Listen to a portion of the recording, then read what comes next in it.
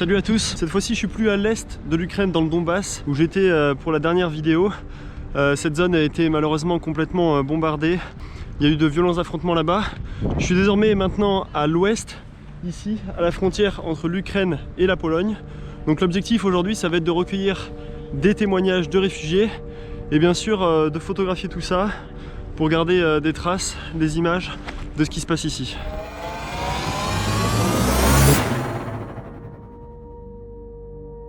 Alors là on se trouve actuellement au poste frontière de Medyka qui est à quelques kilomètres de la ville polonaise de Przemyśl, qui est la dernière grande ville polonaise avant la frontière ukrainienne.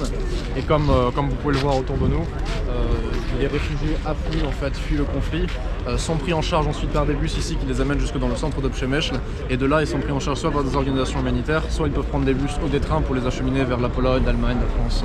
Pour ceux qui ont de la famille, ils la rejoignent, d'autres vont voir des amis, des connaissances ou sont aidés par des hommes. Combien de temps est-ce qu'il reste ici? C'est très long, c'est très long. J'ai eu, pour parler de l'autre côté de la frontière, j'ai parlé à un monsieur qui attendait sa femme et sa fille. Sa femme a attendu 73 heures de ce côté-là et elle n'était pas encore passée. Le monsieur est toujours en train d'attendre. Du côté ukrainien. Du côté ukrainien, ouais, du côté ukrainien.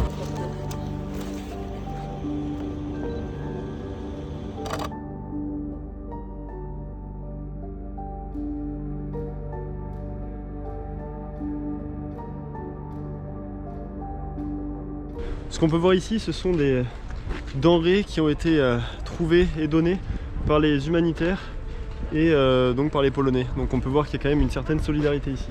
Donc on a de l'eau, un petit peu de nourriture là-bas plus bas et évidemment des habits. I come from Yemen. I came to Ukraine to study medicine. Okay, I just arrived right now at 4 p.m. How long were you in Ukraine? 4 months ago Okay. at a new student. Yeah. Where were you exactly in Ukraine? In Kharkiv. In Kharkiv. Yes, It's very near- very dangerous at the moment. Yeah, we hear bombs and Explosions. yes. Concrètement, quels sont tes plans là et qu'est-ce que tu vas faire? Où est-ce que tu comptes aller du coup? I want to study. You know, I want to complete my study. I want to be a doctor. Of course. Just that my plan. Do you have any people that are coming to help you here? Do you have organization or friends or anything? No. You have nothing at the I moment. just alone. I understand. All my friends in Ukraine. Are in Ukraine still? Yes. Appreciate you man. taking the time. Malheureusement, je n'ai pas pu voir un tel sourire sur le visage de tous les réfugiés. Certains ont vécu des passages très difficiles. C'est le cas de Rubin. Moi, je viens de la capitale Kiev et il a fallu évacuer très vite le Kiev pour Lviv. Et vous êtes là, il n'y a presque pas de nourriture, il n'y a pas d'eau, il n'y a pas de toilettes. C'est l'enfer. C'était vraiment l'enfer. J'ai passé 5 jours sans boire ni manger. Est-ce que vous avez été maltraité par les Ukrainiens, par les soldats ukrainiens? Comment ça s'est passé en fait? Non. Maltraité, non. Maltraité, non. Mais juste, à un moment, il y avait une incompréhension entre moi et l'immigration, je pense, parce que je ne comprenais pas comment est-ce qu'il fallait faire le démarche. Et ils m'ont vraiment frappé, presque à mort.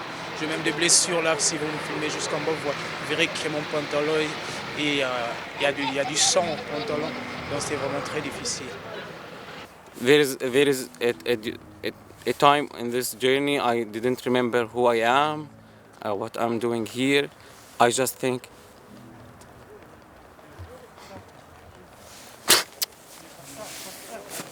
You just think what?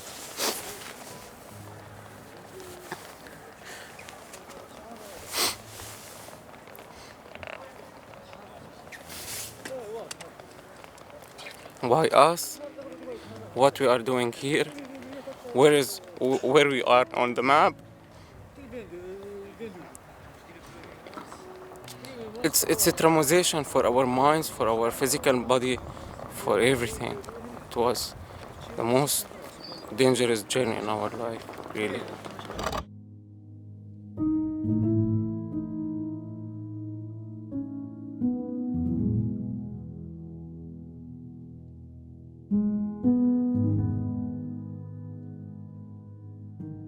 Des étudiants indiens et marocains ayant fui Kharkiv, une ville bombardée, nous ont envoyé des vidéos qu'ils ont prises avec leur téléphone. On peut y voir des trajets difficiles, parfois des menaces de la part des autorités ukrainiennes, voire de l'humiliation et des coups portés. D'autres réfugiés nous ont raconté avoir été exclus du train.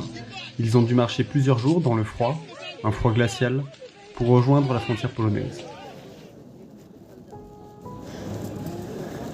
Et là, Gam, j'ai l'impression qu'il y a quand même beaucoup d'étrangers ici. Tout à l'heure, on a vu des Togolais, des Sénégalais, etc. Comment ça se fait qu'ils se retrouvent ici?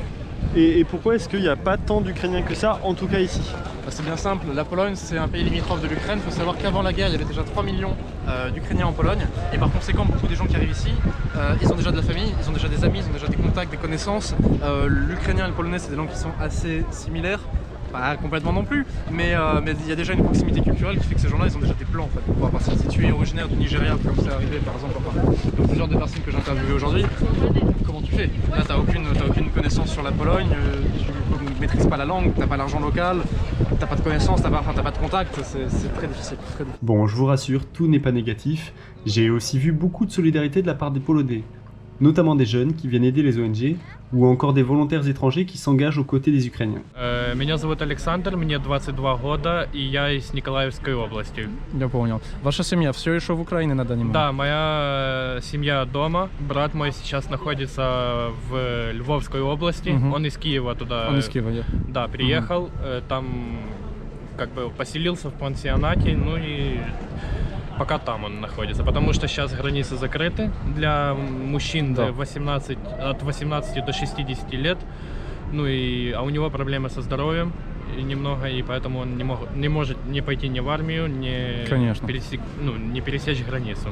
Est-ce que tu as aidé beaucoup de gens aujourd'hui et quel type de profil, quel type de personnes? В основном это женщины с детьми, там женщины от 30 до 45 лет. Бывают, конечно, и старики, бывают и помоложе, бывают, например, моего возраста люди.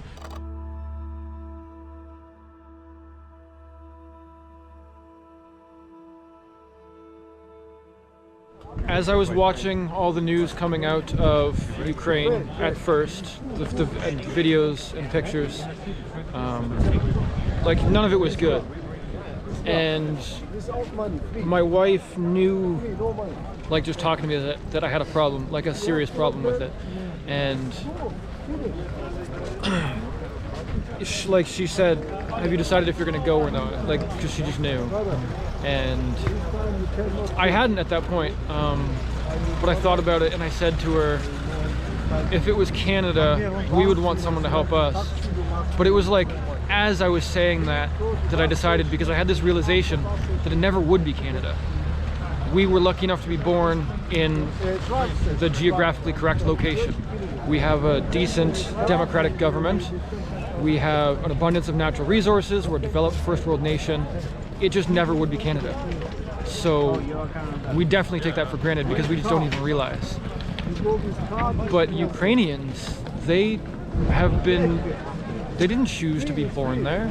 They've been born into an area that's been in basically a state of war for what, 200 years, 300? Yeah, even more than that. So like, they didn't choose to have Russia as their neighbor. It's not their fault that Russia sucks.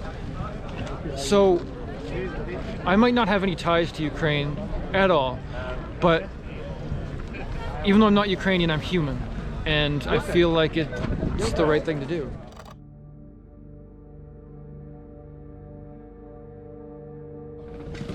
Откуда ви іменно, ребята, і що ви будете робити сьогодні? Ми з України.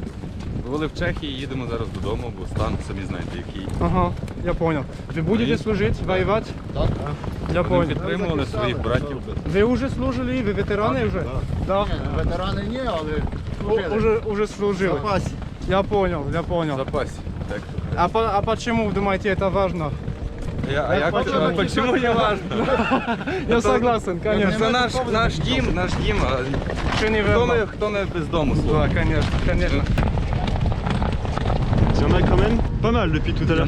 Il y en a pas mal. Hein. C'est pas juste 2-3. Hein. Non, c'est un on en a vu quand même quelques-uns. Donc j'imagine qu'ils ramènent leur famille ici en sécurité et qu'ils repartent faire la guerre. Ce qui est assez tragique comme situation. Bon, là je me trouve dans un autre centre de réfugiés.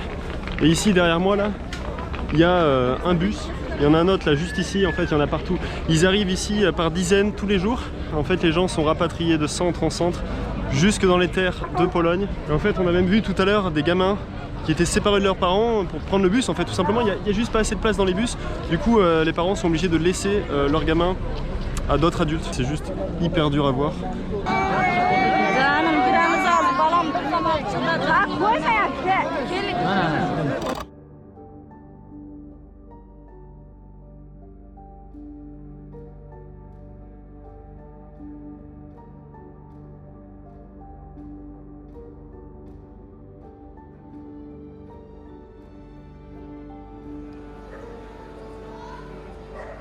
Cet entrepôt où dorment des centaines de réfugiés est un centre commercial qui a été réquisitionné. C'est pour cette raison qu'on peut voir des baignoires à côté des lits de camp. Ce centre a accueilli plusieurs dizaines de milliers de personnes en l'espace de quelques jours.